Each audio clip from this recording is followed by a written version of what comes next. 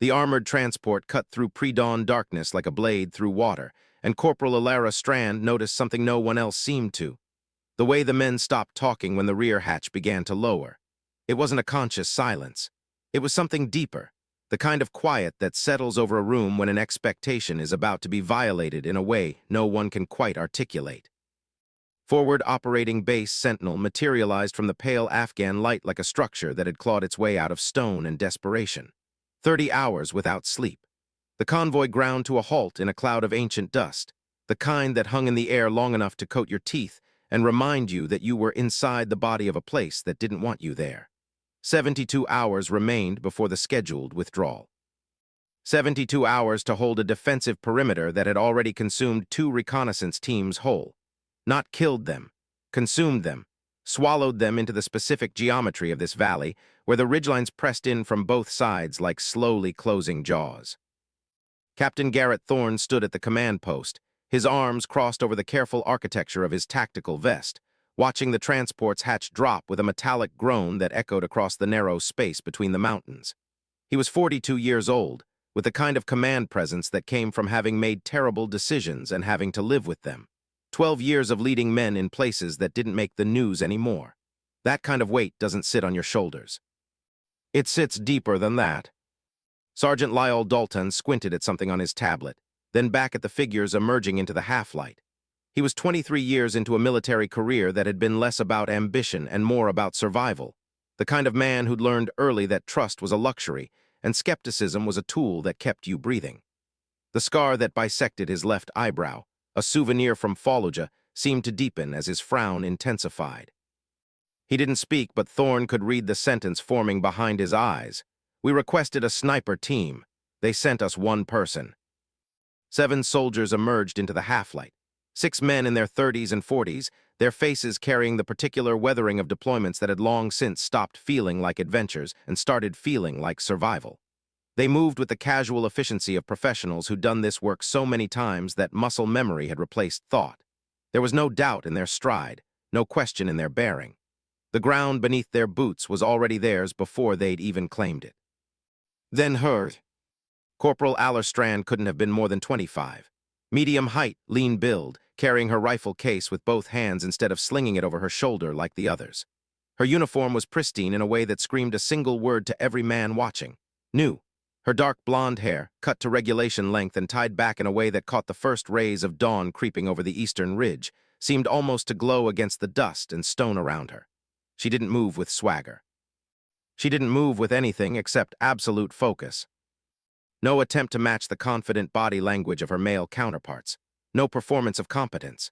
Just methodical, deliberate movement as she stepped onto the gravel and immediately began visually cataloging the base's defensive positions. The ridgelines, the firing lanes, the places where walls had been built or rocks arranged into something that might slow down an assault. She was recording rather than merely observing, and the distinction would matter more than anyone standing there understood. Sergeant Dalton's voice cut through the morning quiet like a knife through silk. "You've got to be kidding me." It wasn't loud. It didn't need to be. The sentiment carried across the gravel with the weight of certainty that had been earned through 2 decades of experience. She looked up once, briefly. Her eyes were gray, the color of winter storms over Montana mountains, the kind of gray that suggests someone is looking at you rather than through you. Her gaze scanned the perimeter with a precision that suggested systematic recording rather than casual observation. Then her eyes returned to her equipment, to the careful business of checking gear with the methodical attention most people reserve for diffusing explosives. Lieutenant Hayes Brennan approached, his arms crossed, his jaw set in the way that comes right before someone is about to perform their skepticism. 35 years old, Ranger qualified, 2 combat deployments, and absolutely certain he knew what he was looking at. "Which one of you is Corporal Strand?" "That would be me, sir." Her voice was steady and unremarkable. No attempt to sound tougher than she was or softer than she was. Just professional clarity that carried without needing to shout or prove anything with volume. Brennan's expression suggested he'd been expecting something different. Maybe defensiveness, maybe an attempt at projection, maybe that particular overcompensation that sometimes comes from people who know they're being doubted. "Your file says you qualified expert at the sniper course." His tone made it abundantly clear what he thought of that particular accomplishment. Fort Benning graduation doesn't mean much out here. There was a pause, the kind of pause that exists in the space between questions and answers, between expectation and response. She could have defended herself. She could have listed her qualifications, recited her scores, performed her competence like a resume. Most people would have. Most people would have needed to. No, sir, it doesn't. The answer caught him off guard, not because it was rude or aggressive, but because it was honest in a way that suggested she'd already arrived at the same conclusion he was trying to lead her toward. The silence stretched for 3 seconds that felt like 30. Her hands continued checking her equipment. Her eyes remained on her rifle case.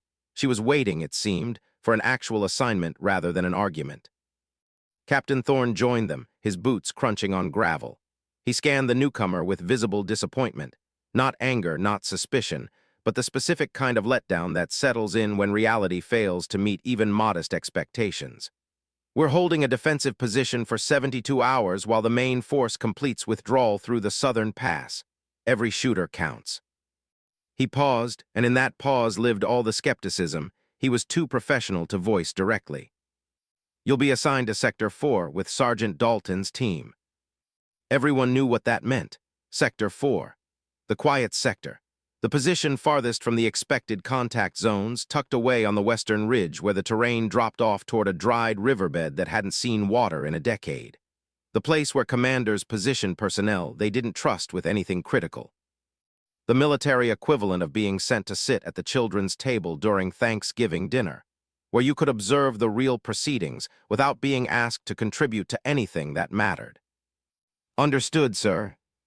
As she gathered her equipment, voices drifted from the nearby sandbag wall.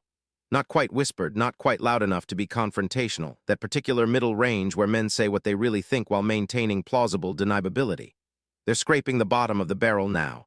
Diversity quota made it all the way out here. What's next? Participation trophies for firefights. Give her the radio watch. At least she can't screw that up. Corporal Elara Strand heard every word.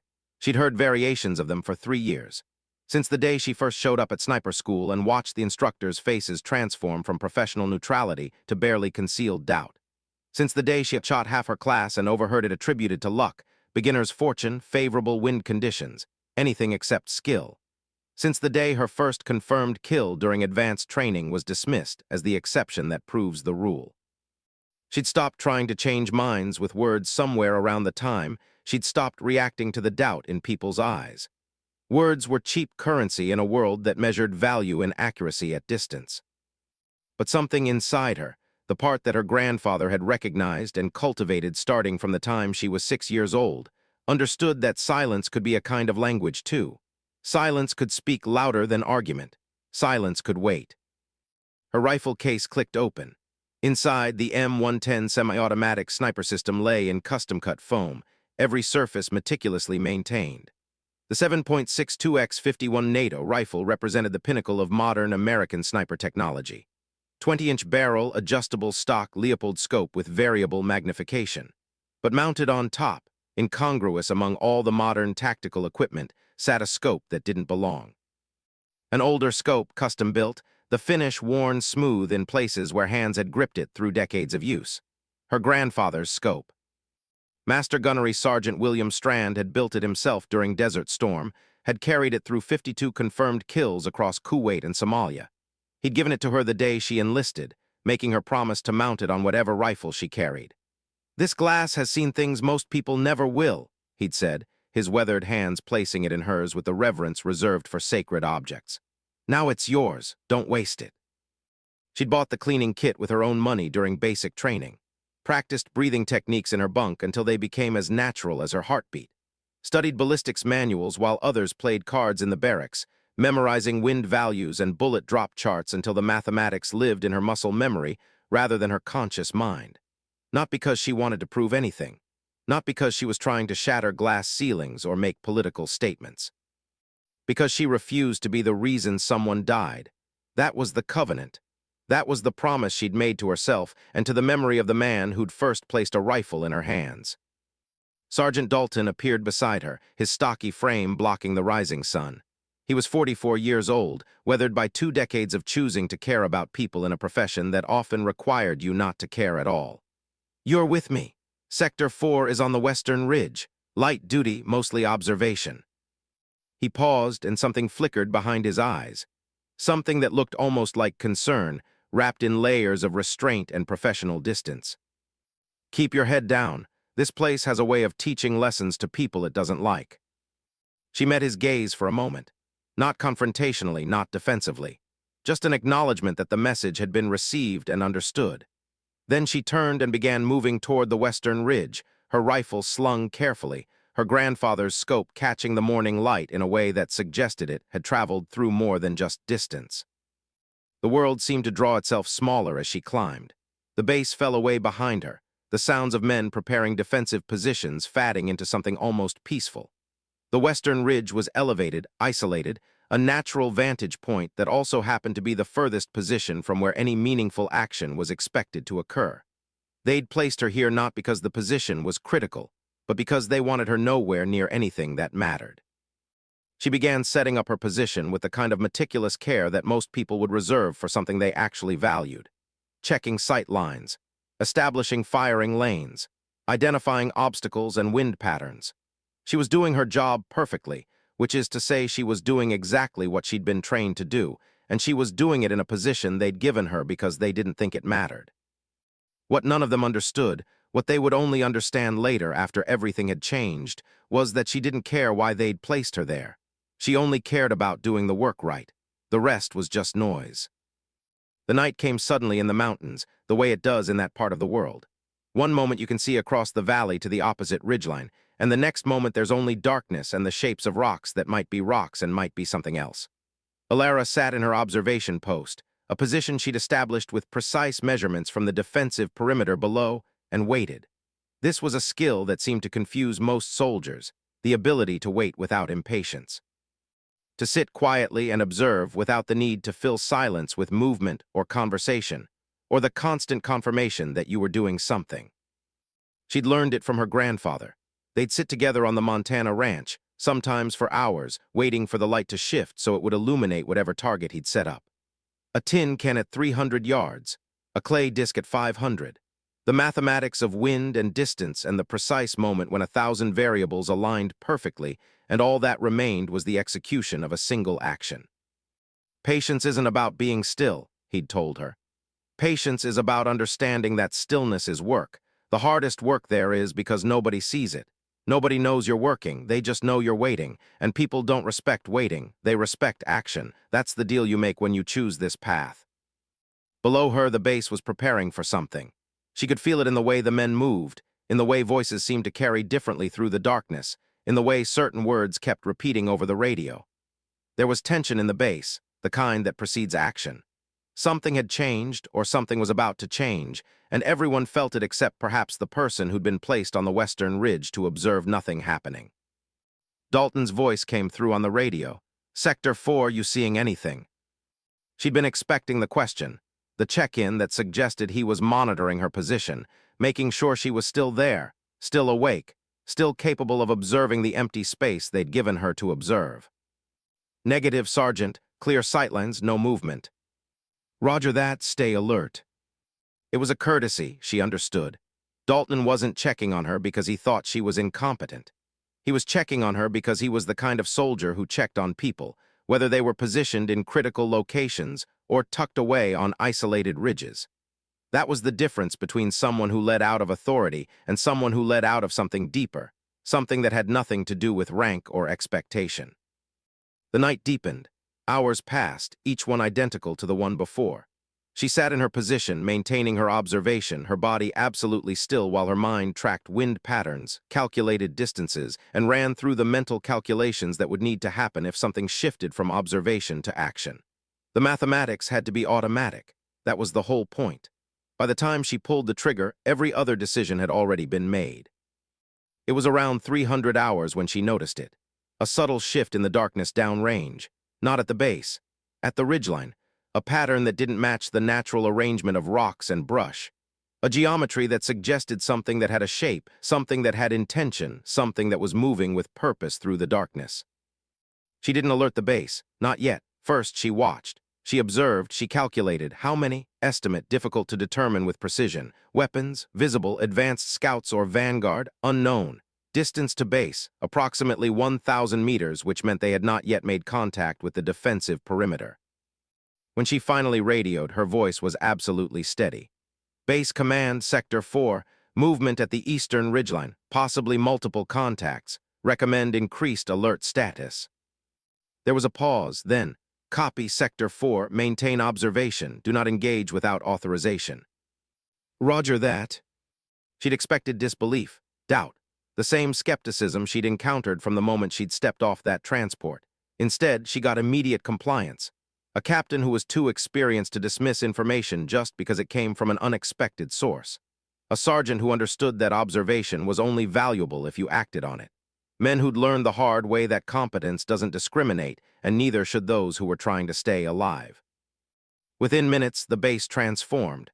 Lights went down. Perimeter teams moved into more aggressive defensive positions.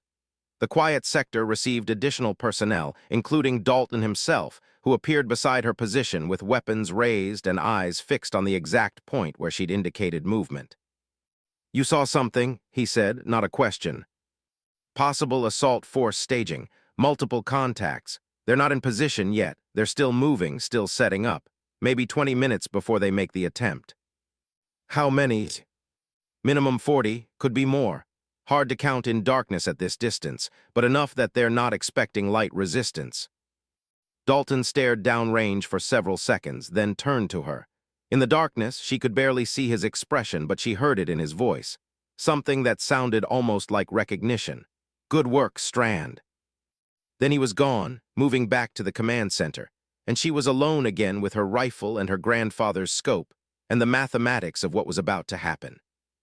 The silence before combat is different from other kinds of silence. It has a weight to it. It carries the knowledge of what's coming, the certainty that in a few moments the careful ordering of the world would be disrupted by violence and necessity, and the specific chaos of people trying to kill other people. She'd been trained for this. She'd prepared for it. She'd run scenarios and practiced breathing and memorized ballistics tables. But no amount of training eliminated the moment right before. The space where you're still alive in a world that hasn't yet been fractured by what you're about to do. The assault came from two directions simultaneously. Approximately 45 enemy combatants, she would later count, though the exact number was difficult to maintain in the confusion of sustained fire and movement. They came up the slope toward the base from the eastern approach, suppressing the defensive perimeter with sustained automatic fire while a secondary force attempted to outflank the southern sector. She waited for the order. She waited for authorization. And then, when the fire became accurate enough to force the base into a reactive posture, when the defensive line began to show signs of compression, when it became clear that the initial assault was more coordinated than anyone had anticipated, she made the calculation that a sniper in a quiet sector was supposed to never make. She would later tell people that she'd made a judgment call, that she'd understood the tactical situation sufficiently to act without explicit authorization. That was technically accurate. That was also the kind of statement that got soldiers reprimanded for overstepping authority. But what actually happened was simpler and more primal. She saw something that needed to be stopped, she had the tools to stop it, and she stopped it.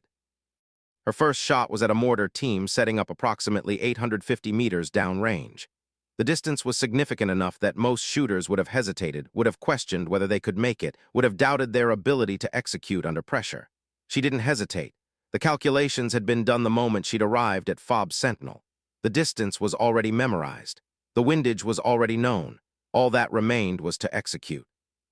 The sound of the shot echoed across the valley, and the mortar operator dropped. No drama. No slow-motion moment of realization. Just a man standing and then a man not standing. Her second shot was at the assault team's apparent commander, a figure moving between positions and issuing orders that she could actually hear on the radio, because they were broadcasting on a frequency that someone at the base had managed to intercept and identify. Approximately 520 meters. Elevated angle. She'd made that calculation before, in training, in scenarios, in the precise mathematical space that lived in the space between observation and execution. The round found its target, and the assault team's coordination degraded noticeably within seconds. Her third shot, her fourth, her fifth, each one a specific problem solved, each one a variable eliminated from the equation of combat. She wasn't thinking about proving anything. She wasn't thinking about vindication or doubt or the men below who'd placed her on this ridge assuming she'd never need to do anything that mattered. She was simply working, the same way her grandfather had worked, the same way anyone works when the mathematics of the moment demand perfection, and nothing less than perfection will suffice. The assault lasted 23 minutes.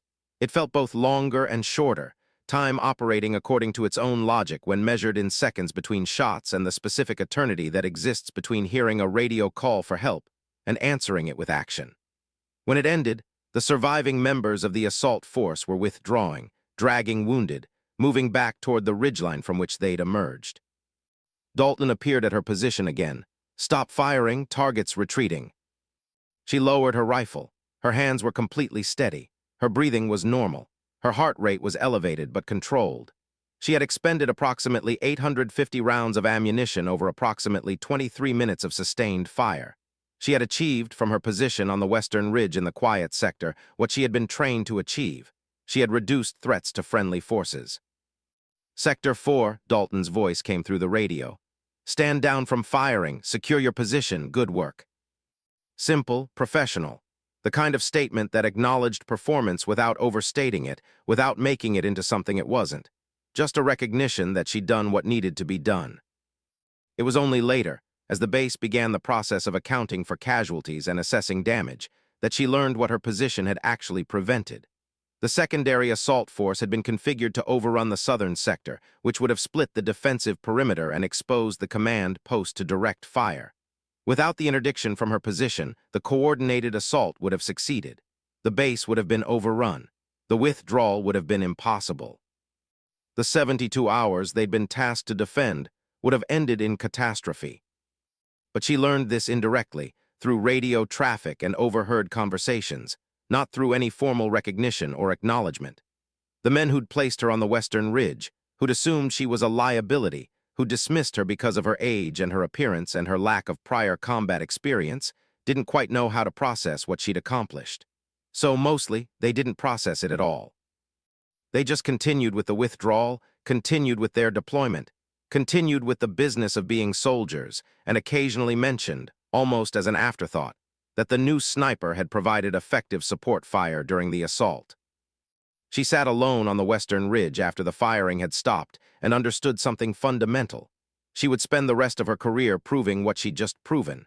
That credibility wasn't something that could be claimed. It was something that had to be demonstrated, proven, earned in the space between assumption and action.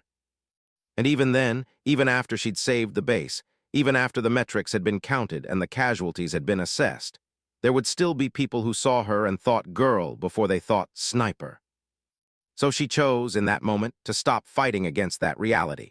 She chose instead to let her work speak for itself. She chose to become the kind of soldier whose name carried more weight than her gender ever could, whose reputation would eventually transcend the limitations that people tried to place on her based on appearance alone. But that evening, sitting on the ridge with her grandfather's scope mounted on her rifle and the darkness settling around her, she was simply a woman who'd done her job. Everything else would come later. The aftermath of combat has its own particular silence. The kind of quiet that falls over a military base after violence has occurred, not peaceful quiet, but the specific absence of sound that comes when adrenaline fades and people begin the work of understanding what happened and why. Elara moved through this silence with her rifle secured and her focus on the immediate tasks that followed engagement. Accounting for ammunition, performing maintenance on her weapon, documenting firing positions and distances. These were the practical things. These were what remained after the moment of action had passed and before whatever came next began to take shape. Captain Thorne found her as she was completing her maintenance log, a document that existed primarily for records, but that she approached with the same meticulous care she'd applied to everything else. The captain's expression was difficult to read, something between skepticism and recognition, between disappointment and adjustment. "Walk with me, Corporal." She secured her weapon, stowed her ammunition, and followed him down from the ridge.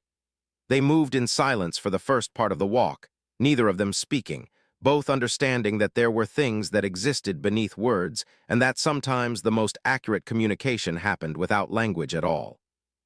When Thorne finally spoke, it was not with gratitude or praise or the kind of formal recognition that might have been expected from a commander whose base had nearly been overrun.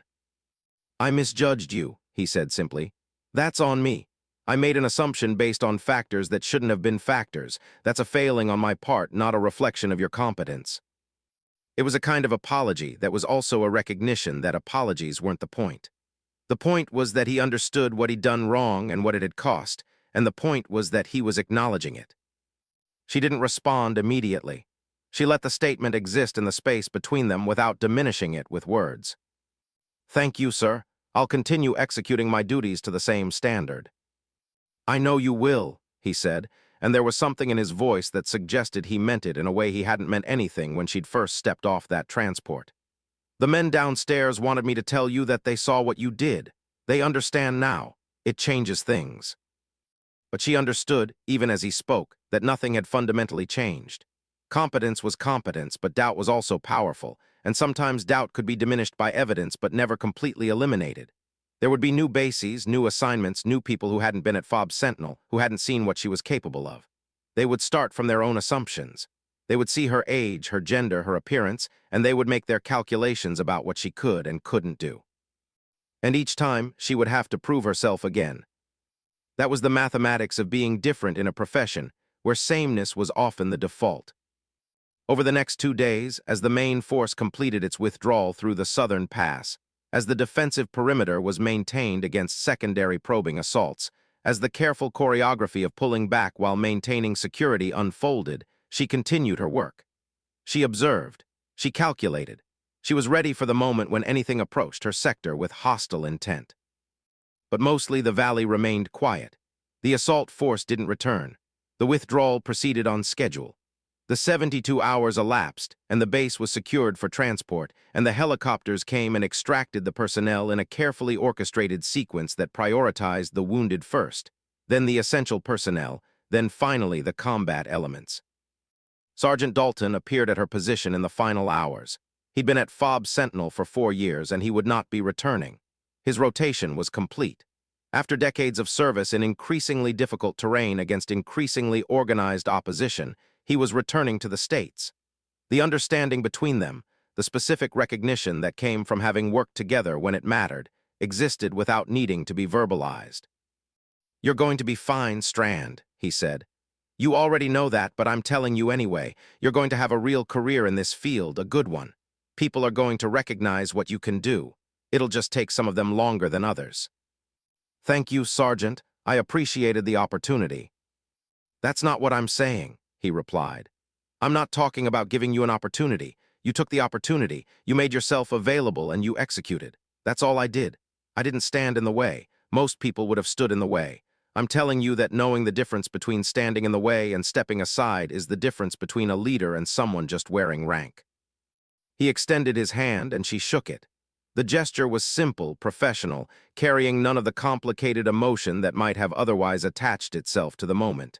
When he turned to leave, he paused once and looked back at her. "Your grandfather would have been proud." It was the only time in the conversation that anything close to sentiment emerged, and it was enough. It was more than enough. She understood that he'd done what he set out to do. He'd recognized something in her that most people had missed, and he'd created the space for that thing to reveal itself. That was leadership in its purest form. The helicopters came at dawn. The desert light turned gold and then white, and then the specific color that only exists in that part of the world at that particular time of year. She loaded her equipment methodically, her grandfather's scope still mounted on her rifle, the connection between past and present remaining constant while everything else shifted. She didn't look back as the helicopter lifted away, carrying her away from FOB Sentinel toward the forward staging area, and eventually toward whatever came next in a military career that was only beginning to take shape. But she understood something in that moment that would inform the rest of her service. She would spend her career quietly proving that assumptions were fragile things. That gender was a biology, not a qualification. That competence spoke louder than doubt, though doubt would always find someone willing to voice it. She had made 17 confirmed kills in a single engagement. She had held a defensive line against coordinated assault. She had saved the base, though the base had tried to place her somewhere she couldn't possibly matter. They'd placed her in the quiet sector because they didn't believe in her, and the quiet sector had become the position that saved them all. That was a lesson worth learning. That was a lesson she would carry forward into every assignment, every new base, every new team that didn't know her yet, and would make their own assumptions before she'd done anything except exist in the space where they could see her. The transition from FOB Sentinel to advanced training came without ceremony. Orders appeared. A new base. A different kind of designation. She was being moved into a specialized program, sniper advancement, leadership development, the track that was supposed to shape her into something more than what she already was. What she already was seemed like enough to her, but the military operated according to its own logic, and advancement was a mathematics that existed separate from personal satisfaction. The sniper school was located at a different facility, and the instructors there operated under different assumptions than the men at FOB Sentinel. These were people whose entire job was to identify and cultivate excellence. They didn't see her as an anomaly. They saw her as raw material that needed to be refined, pushed, tested against standards that didn't care about any factor except performance. The first week was weapons qualification. 1,500 meters. Wind conditions varied. Targets were positioned at distances that required calculations beyond what most shooters had encountered. She qualified in the highest tier alongside soldiers who had multiple deployments, extensive combat experience, and the kind of operational background that was supposed to give them an advantage. The instructor who ran the qualification course approached her as she was breaking down her rifle.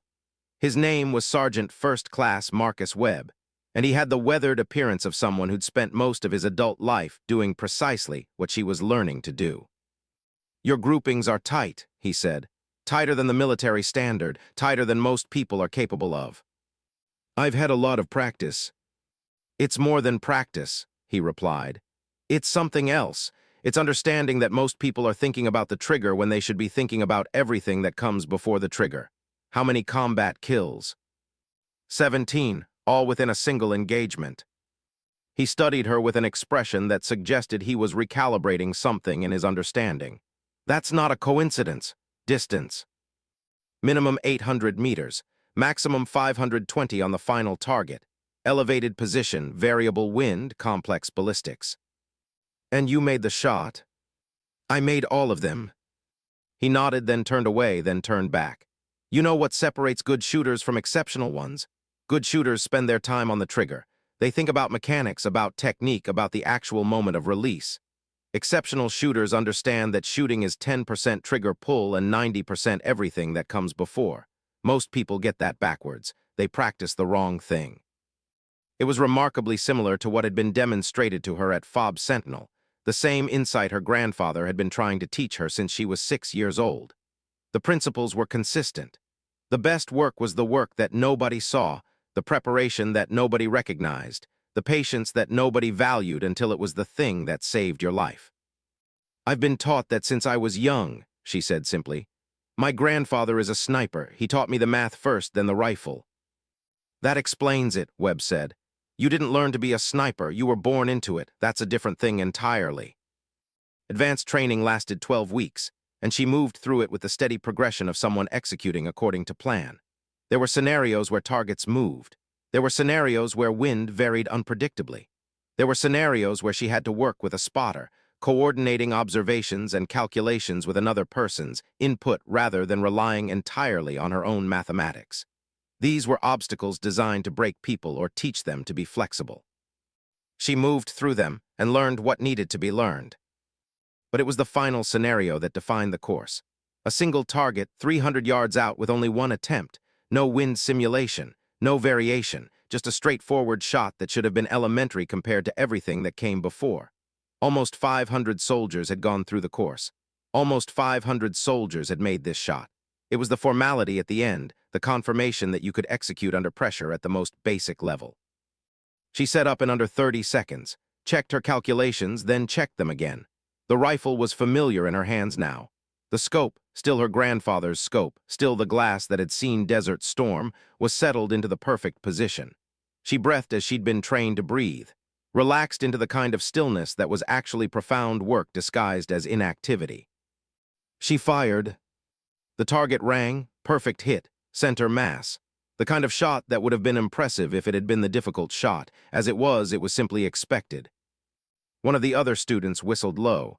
Damn, that was fast. She didn't even take the full minute.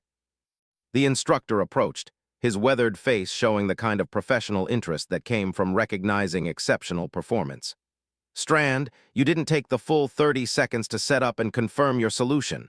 Most shooters use the entire time to ensure accuracy. Why didn't you? Didn't need it, sir. Why not? Because I knew the shot before I took position. The wind reading, the elevation adjustment, the holdovers. I calculated all of that while waiting for my turn. By the time you gave the command, the only thing left was execution. The rest was confirmation of what I already knew. He stared at her for a long moment, then smiled. A rare expression from an instructor who'd spent 20 years teaching snipers and had seen every variation of talent and dedication. That's what separates good snipers from great ones, he said. Understanding that shooting is 10% trigger pull and 90% preparation. Most people spend their time on the trigger. You spend yours on everything that comes before. Welcome to the team, Corporal. That evening in the barracks, her phone buzzed. Dalton, staying in touch despite the distance between different assignments. Heard you're top of your class already, not surprised. Knew you would be from the moment you made that 520-meter shot. Stay safe out there. She typed back, will do. Thanks for giving me the shot when it mattered. His response came immediately. You gave yourself the shot, Strand. I just stopped standing in the way. That's all any of us can do. Recognize talent when we see it and get out of the way so it can work. You didn't need my permission. You just needed me to stop preventing you from doing what you were trained to do. She set the phone down and walked to the range one last time before lights out. The evening was quiet, the other students having already returned to the barracks. She stood at the firing line alone, looking downrange at targets that waited in the growing darkness.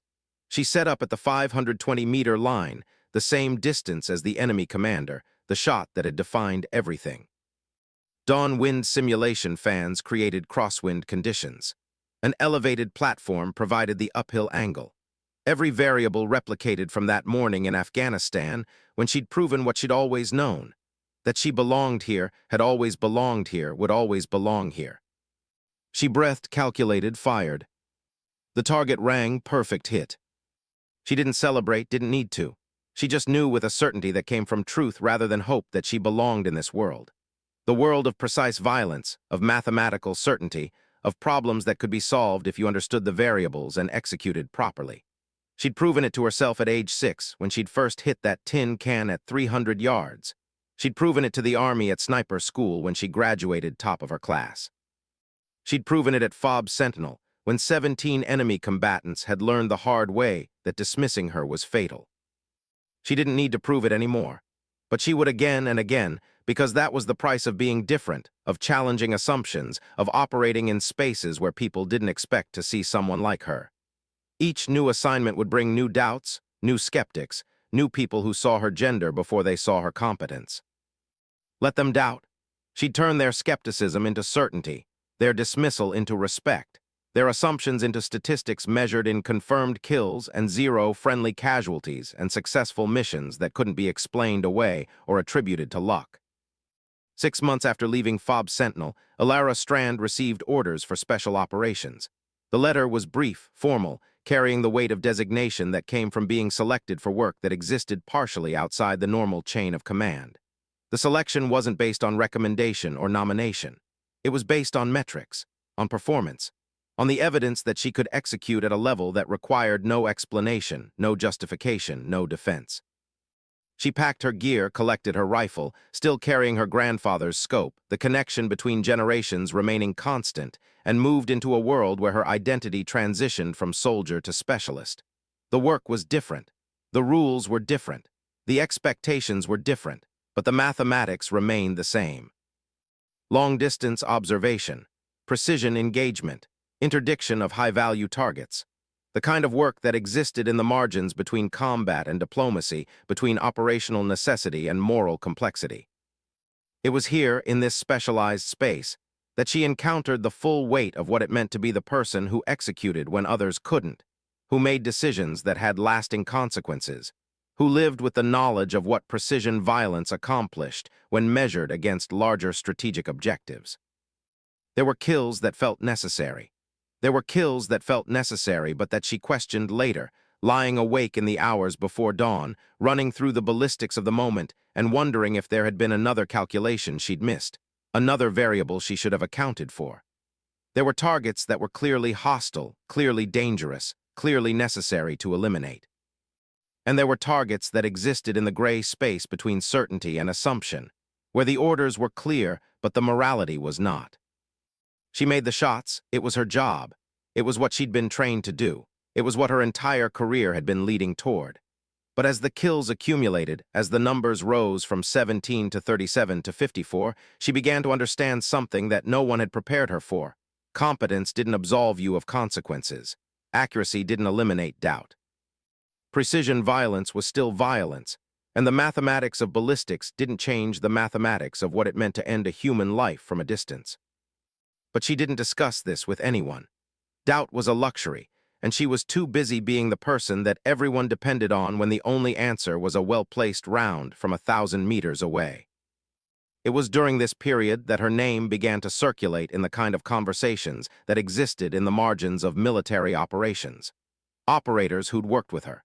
Intelligence officers who'd reviewed her performance metrics. Command personnel who understood what it meant that she had achieved a kill rate that exceeded standards by a statistically significant margin. The myth began to build around her competence, the kind of myth that follows exceptional soldiers. She was infallible, she was machine-like. She was something other than human because human beings couldn't execute with such precision, such consistency, such total elimination of hesitation. None of it was true, of course. She hesitated. She doubted. She lay awake at night and wondered if she'd made the right call, if the target was actually hostile, if the intelligence was accurate, if she'd become something that she didn't recognize when she looked in the mirror. But no one saw those moments. They only saw the results, and the results were undeniable. 2 years into her assignment with Special Operations, she was briefed on a high-priority target, an operational commander responsible for coordinating attacks against coalition forces. The intelligence was solid, the authorization was clear, the requirement was absolute. The target was in a compound approximately 1,200 meters from her position. Complex urban environment, multiple civilians in the area, high risk of collateral damage. She ran the calculations. The angle was bad, the wind was worse, and the position of the target within the compound was problematic, near windows, near walls, near structures that could complicate the ballistics of the shot. But it was possible. Everything was possible if you understood the variables and executed properly. The problem was that she also understood the variables that couldn't be calculated. The families that might be in the next room. The innocent people who might be proximate to the target. The collateral mathematics of precision violence that existed outside the ballistics calculations. She reported her concerns to the operational commander. The authorization remained unchanged. The intelligence remained solid. The requirement remained absolute. This was the moment where she understood the full complexity of what she'd been trained to do. She wasn't just executing orders, she was making judgments about life and death that were supposed to be made by people with authority that exceeded her own. But the authority to make the judgment didn't eliminate the necessity of her executing it. She made the shot. It was clean, technically perfect, the kind of execution that would have been celebrated in training. The target was eliminated. The mission was accomplished. What she learned later, through channels that were deliberately obscured and information pathways that were intentionally complicated, was that there had been collateral casualties. Not many. Fewer than there could have been, fewer than initial estimates had suggested were possible. But there had been civilian deaths in the compound, in rooms adjacent to where the target had been, in spaces where her projectile had compromised structure that had collapsed in ways that were difficult to predict and impossible to calculate in advance. She didn't report the information. It wasn't her job to report it. It wasn't her job to verify it. It wasn't her job to do anything except execute the missions that were assigned to her. But it was the moment when the mathematics that had always been so clean, so precise, so absolute, began to fracture at the edges. That evening, she called her grandfather. She didn't tell him what she'd done or what had happened. But she asked him a question that had been forming in her mind for weeks, for months, for longer than she could quantify. "Grandfather, how did you live with it? The people you killed, how did you make peace with that?" There was a long silence, the kind of silence that suggested her grandfather understood what the question was really asking, what lay beneath it, what it meant that she was asking it at all. "You don't make peace with it," he said finally. "You understand that there's a difference between regret and guilt. Regret is for mistakes. Guilt is for choices you had control over. I regret that people died. I never felt guilty about it because I understood that the people who died would have killed me if they'd had the chance. The mathematics don't balance out neatly, but the mathematics are still honest. What if the people who died weren't threats? What if the mathematics were wrong?" Another silence. "Then you live with what the mathematics cost you. You understand that precision is a tool, and tools can hurt people they're not supposed to hurt. You do your best to make sure that doesn't happen. But you also understand that doing nothing, refusing to execute, abandoning the missions that need to be executed, that also costs lives. Just different lives. Lives that you don't see, lives that you can't count." She didn't reply. She thanked him and ended the call, and she stood in the darkness of her operational area and understood that she'd been given permission, in a way, to continue doing what she'd been doing. Not permission to be careless, not permission to ignore the costs, but permission to understand that the world existed in mathematics that were more complex than she wanted them to be, and that her job was to execute the missions she was given to the best of her ability, while accepting that the consequences would exist whether she did the work or someone else did. That was the moment when the mythology caught up to the reality. She was no longer the rookie who'd arrived at FOB Sentinel unsure of how she'd be received. She was no longer the young sniper who'd proven herself in a single engagement. She'd become something more dangerous than that. Someone who was trusted to make shots that mattered, to execute operations that carried consequences that extended beyond the moment of the bullet leaving the barrel. She was a tool that the military had honed to precision, and tools don't question their use. They just execute. But underneath the tool, underneath the operator, underneath the specialist who could make the impossible shot, there was still a human being. And that human being understood what the cost was, even if she never articulated it, even if she kept it in the space where only she could see it. The final assignment came through in the form of a briefing that lasted 4 hours and covered 3 different operational theaters. By this point in her career, Elara had accumulated 83 confirmed kills, an unprecedented statistical record for female operators, and a reputation that had extended into classified channels where people who authorized lethal operations made calculations about which assets could execute which missions with the highest probability of success and the lowest probability of complications. But this assignment was different. Not in scope, it was similar to operations she'd executed before. Not in difficulty, the technical requirements were within her established capabilities, but in nature. The target was a political figure, not a military commander.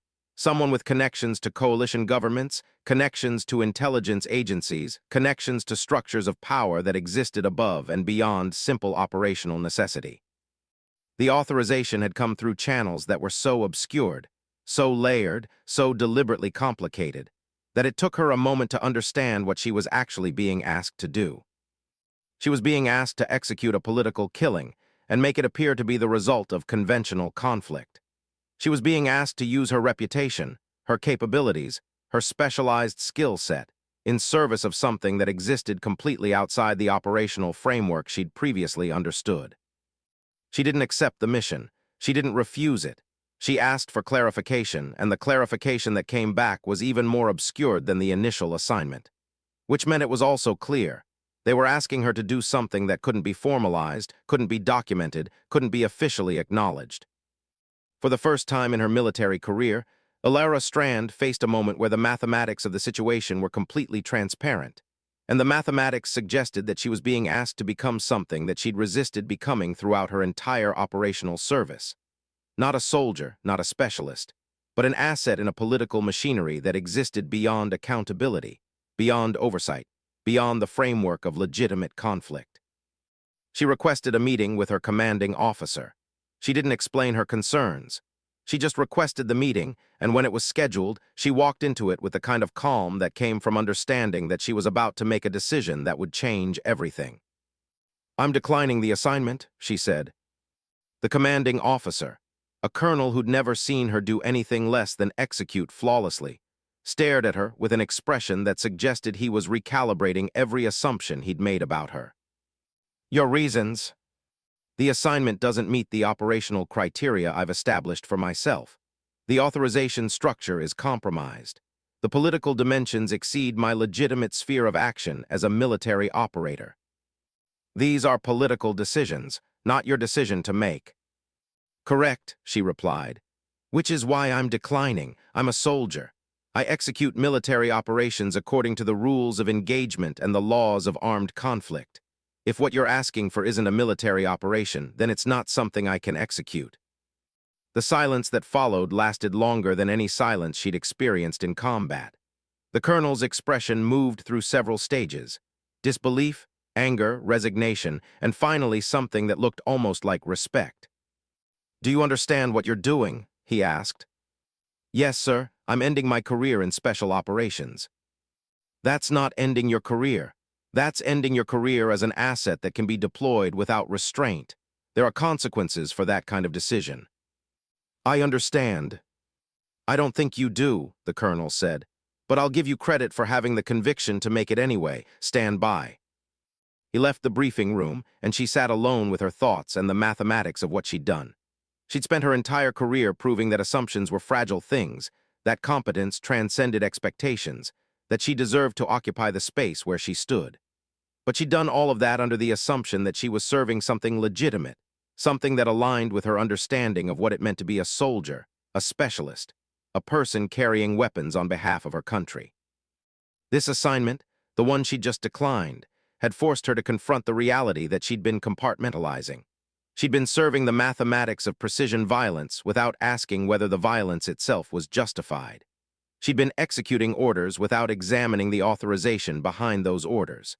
She'd become so focused on proving that she could do the work that she hadn't asked whether the work was worth doing. When the colonel returned, he carried orders, not termination, not court-martial, but a clear reassignment. She was being transferred out of special operations and back into a more conventional military structure. She would lose the authority she'd accumulated, the flexibility she'd been granted, the access to operations that required no political oversight. She would become just another sniper in the conventional military, subject to traditional rules of engagement, operating within established frameworks of accountability. She was essentially being relieved of duty for refusing an order, but the way it was being documented, as a reassignment rather than a dismissal, suggested that someone higher in the command structure understood what she'd been asked to do, understood why she'd declined to do it, and had decided that the appropriate response was exile rather than punishment. You'll report to the training command, the colonel said. You'll work with the next generation of operators, you'll teach them what you know, and you'll live with the knowledge that you had authority and you gave it up. Yes, sir. That takes a particular kind of courage, he said, and there was something in his voice that suggested he meant it. Or a particular kind of foolishness. History will determine which one. The final element of her story is the peace that exists now, in the present moment, without resolution, without the kind of closure that comes from completing a mission or receiving official recognition. She stands at the training range, watching the next generation of snipers work through the same exercises that she'd worked through when she'd been where they were. She sees in them the same combination of skill and uncertainty, the same determination to prove themselves, the same assumption that excellence alone would be enough to earn respect and opportunity. She tries to teach them what her grandfather taught her, what the instructors at sniper school tried to pass down to her, what the mathematics of precision violence had spent years teaching her. She tries to tell them about the work that happens before the trigger, about the preparation that nobody sees, about the importance of understanding that shooting is 10% execution and 90% everything else. But she also tries to teach them something else, something that wasn't in the curriculum, that wasn't part of official military training, that existed in the margins of what she'd learned through years of service and mistakes and moments when she'd been forced to examine whether the work she was doing aligned with the person she wanted to be. She tries to teach them that competence isn't the same as purpose, that excellence in execution doesn't automatically translate to excellence in moral judgment, that being the best at what you do doesn't exempt you from having to ask whether what you do is worth doing. Not all of them listen. Many of them are focused on the same thing she was focused on at their age, proving themselves, overcoming assumptions, establishing their competence beyond doubt. They don't yet understand that there's a difference between being good at something and being willing to do something just because you're good at it. But some of them listen. Some of them understand what she's trying to communicate. Some of them will carry that understanding forward into their careers, and it will inform the decisions they make, the missions they accept, the authority they're willing to wield. She stands at the firing line one afternoon, watching a young soldier execute a shot that demonstrates both exceptional technical skill and the kind of instinctive understanding that comes from living and breathing the discipline since childhood. The soldier is female, early 20s, carrying the particular combination of capability and doubt that comes with existing in a space where people don't expect to see someone like her. Good grouping, Elara says. You've got the technical foundation, now work on the mathematics that come before the trigger. The young soldier looks at her, and Elara sees herself reflected in that gaze. Not literally, but in the specific combination of determination and uncertainty, in the way the soldier is clearly trying to prove something while also being afraid that it won't be enough. Does it ever get easier? The young soldier asks. Not the shooting, the everything else. Elara considers the question. She thinks about FOB Sentinel. She thinks about the young sniper who was placed in the quiet sector because no one believed she could contribute anything that mattered. She thinks about the 17 kills in a single engagement, the advancement through special operations, the accumulation of capability and authority and reputation. She thinks about the final assignment and the decision to decline it. No, she says finally, it doesn't get easier, you just get better at carrying the weight of it. The young soldier nods, as if she understood something in that answer that went beyond the literal words. Keep working, Elara says, the rest will follow. She walks back to the tower where she watches the training exercises, and she settles into her observation position with the particular calm that comes from having made peace with the fact that she will spend the rest of her career doing exactly what she's been training to do since she was 6 years old. Observing, calculating, executing. But now, she does it with the understanding that the mathematics are more complex than precision alone can address. In the barracks that evening, her phone rings. It's an unknown number. She debates whether to answer, then does. Corporal Strand? A voice she doesn't recognize. This is General Morrison. I'm calling regarding your status with Special Operations. I wanted to inform you directly that your decision to decline that final assignment has been reviewed at the highest levels of command. Your concerns regarding the authorization structure have been validated. The assignment was terminated. I want to thank you for your integrity. She doesn't know what to say. She doesn't know if it matters that her decision was vindicated, that the assignment she declined had been recognized as inappropriate, that her integrity, which had felt like a liability when she made the decision, was actually being valued by someone with authority. Thank you, sir. I appreciate the notification. I'm also calling to inform you that your record has been reviewed for potential promotion to Chief Warrant Officer. Your qualifications are exceptional. The question is whether you'd be interested in moving into a leadership position. She thinks about the young soldier at the firing line. She thinks about everything she knows that no training manual could capture. She thinks about the weight of authority and the cost of decision, and the importance of understanding that competence without judgment is just a tool waiting to be used by someone who doesn't have to live with the consequences. Yes, sir, I would be interested. Excellent. Expect orders within the week. You'll be overseeing the sniper training program. Your responsibility will be developing the next generation of specialists with the same emphasis on integrity that you've demonstrated. I think that's exactly what the program needs. After she ends the call, she walks out to the range one more time. The sun is setting, turning the sky the color of old smoke. She stands at the firing line alone and thinks about the distance she's traveled.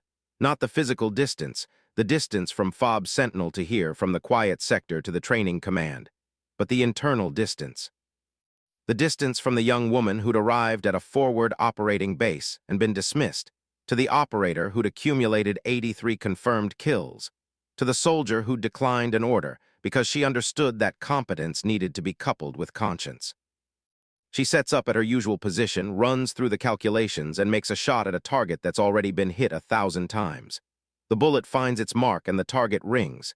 It's a sound she's heard thousands of times, millions of times, the sound of accuracy and precision and execution. But it means something different to her now. It's not validation. It's not proof. It's just the confirmation of work being done correctly. She secures her rifle and walks back toward the barracks. Her grandfather's scope is still mounted on top, still carrying the weight of history and legacy and the connection between generations. Tomorrow, there will be new soldiers to train. Next week, there will be new responsibilities. Next year, there will be new missions, new opportunities to demonstrate the integration of competence and integrity that has become the foundation of who she is. They'd called her just a girl when she'd arrived at FOB Sentinel. They'd whispered about diversity quotas and lowered standards, and whether she'd be a liability when it mattered.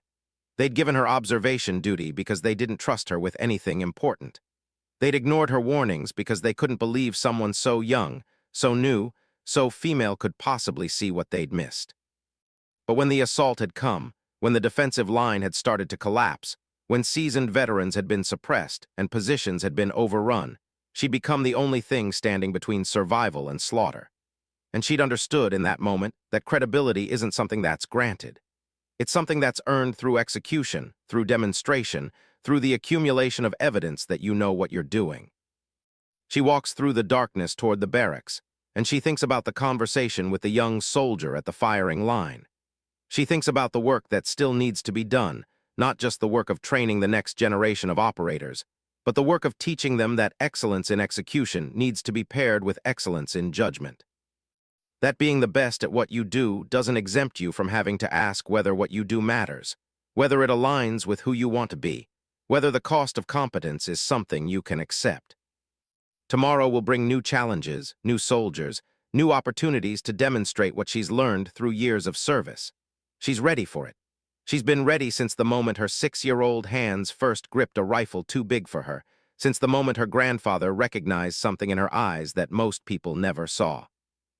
The journey that began at FOB Sentinel continues forward, not toward some final destination or ultimate validation, but toward the specific work of being present, of teaching what she knows, of creating the space for the next generation to prove what their capabilities are.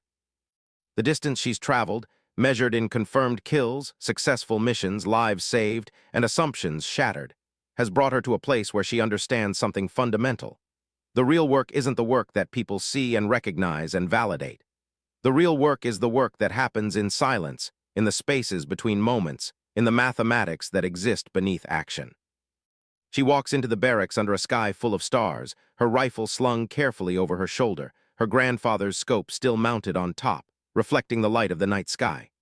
The same glass that saw Desert Storm now sees a new generation of soldiers preparing themselves, testing themselves, discovering what they're capable of when assumptions are shattered and expectations are exceeded. The legacy continues. The standards are maintained. The tradition of excellence passes from one generation to the next, informed not just by competence, but by the hard-won understanding that how you achieve results matters as much as the results themselves. Sometimes a girl is exactly what you need to hold the line. Sometimes the person everyone dismisses becomes the person everyone needs. Sometimes competence, coupled with conscience, creates something that transcends gender, transcends assumption, transcends the mythology, and becomes simply what it is: excellence in service of something larger than the individual. She'd proven it once, she would prove it again, as many times as necessary,